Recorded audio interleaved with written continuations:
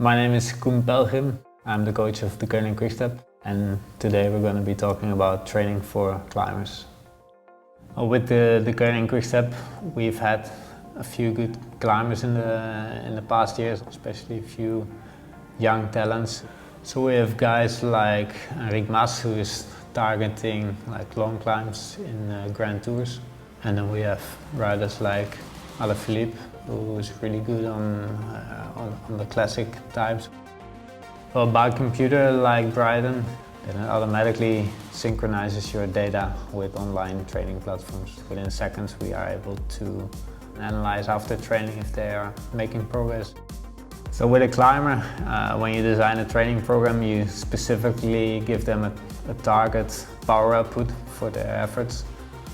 A climber who targets the longer climbs be doing climbs of like 15, 20, up to 30 minutes.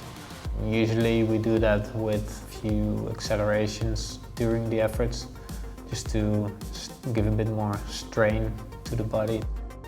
A climber who is more for the classic type, they usually do shorter efforts, which is up to, I would say, 2 to 8 minutes. They hit a certain power output, which puts them close to their limit, and then do a short acceleration towards the end. So let's say you go 2 minutes at 500 watts and then do a full 15 to 20 second sprint towards the end.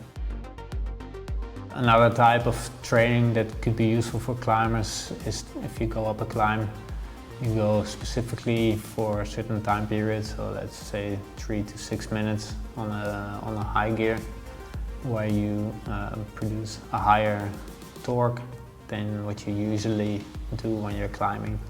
It's very important to be able to visualize on your Bryton what kind of cadence you're putting out and what kind of power you're putting out on the pedals. So you can make one page with a general overview of your trainings, and then you can set a different page just for intervals. A key metric is FTP, which is functional threshold power. So that's the amount of power they can sustain for a longer period. So you try to get their weight down and get their FTP up. Well, the FTP for a climber who targets GC in a Grand Tour should be around 6 watts per kilo. If you speak about a climber or a classic type of rider, they're usually much heavier, so speak about like 4.5 watts per kilo. Well, this is a training that we did with a climber of 3 hours, where he did 2 times 20 minutes effort, where he was riding around his FTP, and every 2 minutes he had to do like a short acceleration and then get back on his FTP. What's interesting to see is, of course, like the average power. You can see here he did 20 minutes around 400 watts.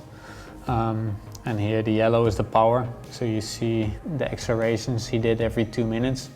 But you can also see that the accelerations got lower and lower towards the end of the 20 minutes. So you can see that he's really on his limit.